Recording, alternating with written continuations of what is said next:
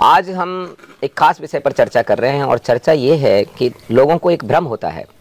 जैसे ही वो किसी आचार्य को देखते हैं, किसी विद्या को सिखाने वाले को देखते हैं, तो उनके दिमाग में एक बात आती है कि ये पक्का ब्राह्मण होंगे।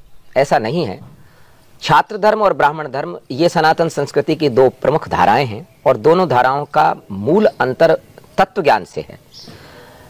क्षत्रियों की ये परंपरा रही है कि ब्रह्म सत्य है लेकिन जगत भी झूठा नहीं है, इसलिए जगत में रंजन की आवश्यकता है और रंजन की आवश्यकता के लिए ही राजा की उत्पत्ति हुई है। रंजन का अर्थ होता है उज्जवल करना, उज्जवल यानी चमकना, यानी तरक्की करना, यानी उत्तरोत्तर मन लगाए रखना इस धरती पर, इस लोक में। और ब्राह्मण का तत्व यह है कि ब्रह्म सत्य है, जगत मिथ्या है। तो यानी जगत में मन लगाना नहीं, केवल ब्रह्म में लगाना। जबकि क्षत्रियों का है जगत भी सत्य है और ब्रह्म तो सत्य है ही। अब ये दोनों विद्याओं में एक मूल भेद होने के कारण दोनों विद्याओं को सिखाने के लिए दोनों के अपने अपनी परंपराएं हैं और दोनों महान परंपराएं हैं। लेकिन क्षत्रियों की परंपरा को सिखाने के लिए क्षत्रिय ही आचार्य हो, यह हमारे महानतम पूर्वजों ने पहले भी व्यवस्था की। अब लोग वशिष्ठ नाम देखते ही अंदाज लगाते हैं कि क्योंकि आज वशिष्ठ कुल के ब्राह्मण भी मिल जाएंगे और वशिष्ठ कुल गोत्र के क्षत्रियों में भी मिल जाएंगे, सभी जातियों में मिल जाएंगे। आप यदि ध्यान से वाल्मीकि रामायण को पढ़ें या मूल ग्रंथों को देखें तो वशिष्ठ जी अपने आप को ब्रह्मा जी के मानस पुत्र बताते हैं और इक्ष्वाकु कुल में ही बताते हैं। यानी वरुण जो हैं सूर्य वंश के, वरुण देव के ही वंश में महर्षि वशिष्ठ आते हैं, उन्हीं के वंश में महर्षि भृगु आते हैं। जितने भी सप्तऋषि हैं वो सब कहीं न कहीं किसी न किसी सूर्यवंशी या चंद्रवंशी राजा के ही पुत्र हैं। जैसा हम गीता में देखते हैं उसमें आता है कि सृष्टि के आरंभ में यह ज्ञान सूर्य को दिया, सूर्य ने अपने पुत्र मनु को दिया, मनु ने अपने पुत्र इक्ष्वाकु को दिया और परंपरा से यह ज्ञान राज ऋषियों के पास था। राज ऋषि का हम पहले भी बता चुके हैं। राजन, राजऋषि, राजकुल, राजपूत, राजन ये शब्द जो है अति प्राचीन काल है और क्षत्रिय शब्द इनके बाद का शब्द है। इसलिए राज ऋषि शब्द क्षत्रिय के लिए ही प्रयुक्त होता है, जो राजा भी होता है और ऋषि जीवन जीता है। हमारी इस परंपरा में पहले भी जो राजपुरोहित, राज के जो कुल गुरु तैनात किए जाते थे वो वंश परंपरा से ही तैनात होते थे। और उसके बाद भी ये जब ये देश का विभाजन हुआ है 1947, उस तक हमने ये परंपरा बरकरार रखी। और राजस्थान में राजपूताने में खास तौर से आपको सुनने में आया होगा कि राव राजपूत। अब दिमाग में कई लोग उन्हें आसलपुर के हमारे जो बड़वा जी हैं उनसे जोड़ लेते हैं। बड़वा टोटली सही मायने में ब्राह्मण कुल हैं और वो ब्राह्मणों से ही उनका निकास है। लेकिन राव राजपूतों का कोई भी डीएनए से संबंध ब्राह्मण जाति से नहीं बल्कि क्षत्रिय जाति से ही है। इसलिए उनके कुल, प्रवर और वंश गोत्र वगैरह जैसे राजपूतों के क्षत्रियों के होते हैं वैसे ही होते हैं। उनमें आपको चौहान भी मिल जाएंगे, उनमें आपको राठौड़ भी मिल जाएंगे, जोधा भी, सब मिल जाएंगे। तो राव राजपूत कैसे, क्या मामला है, क्या करते हैं, ये मैं थोड़ा सा आपको जानकारी दूं कि राव राजपूतों में से राव राजपूत एक तैनात किए जाते थे राजकुमारों को शिक्षा दीक्षा के लिए, उनको शस्त्र शिक्षा के लिए और उनको शास्त्र शिक्षा के लिए। ध्यान दें, शस्त्र और शास्त्र। अब आप कहेंगे नहीं शास्त्र तो हम ब्राह्मण से भी सीख सकते हैं, नहीं, दोनों पद्धतियों में अंतर है।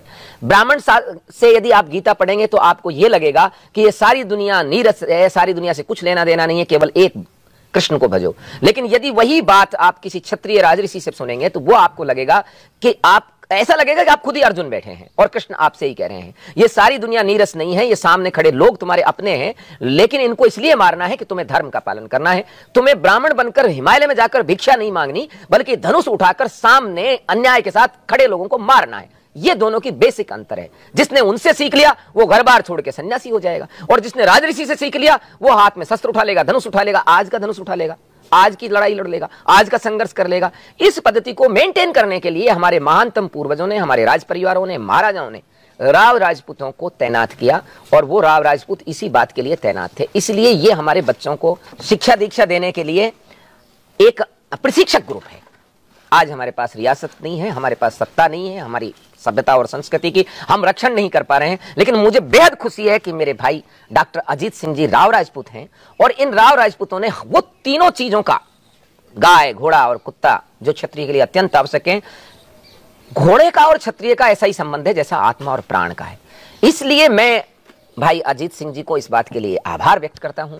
मेरे परम मित्र भी हैं, मेरे भाई भी हैं और जब भी मेरे मन को कहीं कुछ लगता है कि अब थोड़ा सा आवश्यकता है फिर से एनर्जी रिचार्ज करने के लिए, तो मैं भाई अजीत सिंह जी को याद कर लेता हूं और फिर इनके पास आके इनको कष्ट देता हूं। यही हमारे राज ऋषियों का वापस राव राजपूतों के पास बैठकर ही उनको अपनी ट्रेनिंग लेनी होगी, अपना प्रशिक्षण लेना होगा। राव राजपूत के बारे में आज के बाद कम से कम क्षत्रियों को यह बात क्लियर हो जानी चाहिए। जब मैं बोलता हूं कि ये राजपूतों की, क्षत्रियों की हमारी अनेक शाखाएं हैं और एक ही उससे हमारा सबका डीएनए है, तो आप ये भी ध्यान दें कि राव राजपूत क्षत्रिय हैं।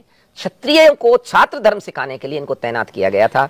हमारी जिम्मेदारी है कि हम पुनः इनके साथ बैठकर हमारी सभ्यता, संस्कृति और खोए हुए हमारे वैभव को प्राप्त करने का प्रयास करें। जय रघुनाथ जी की। मेरे हिसाब से मेरे भाई डॉक्टर अजीत सिंह जी राव साहब, आप भी थोड़ा सा इस पर विचार रखिए।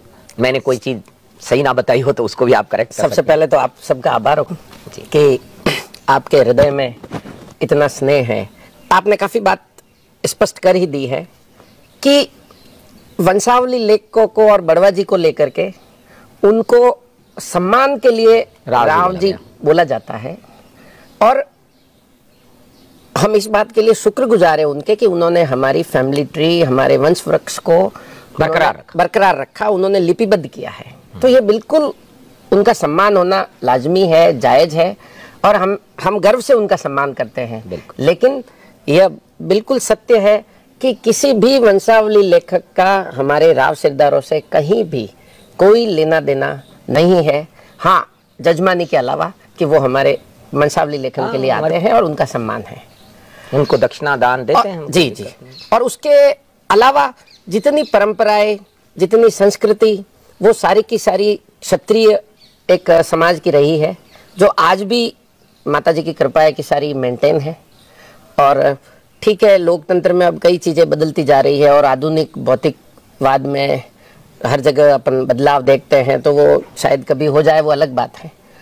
तो ये सारी परंपराएं, सारी संस्कृति, और हमें गर्व है कि हम क्षत्रिय हैं। बिल्कुल। और हम इस परंपरा को निभाए हुए हैं।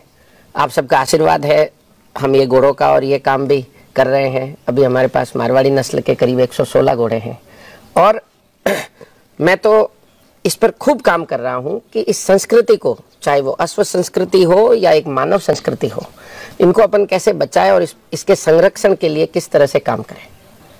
आप सबका बहुत बहुत आभार। एक बार महाराजा श्री श्री अनंत देव नारायण जी की तरफ आप कैमरा कीजिए।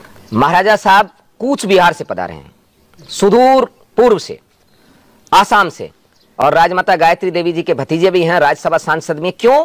क्योंकि छात्र धर्म पूरे देश के अंदर स्थापित करना है और हमारे क्षत्रियों को प्रॉपर प्रशिक्षण देना है। इसलिए बस आगे फिर हम मिलेंगे, फिर बात करेंगे। जय रघुनाथ जी।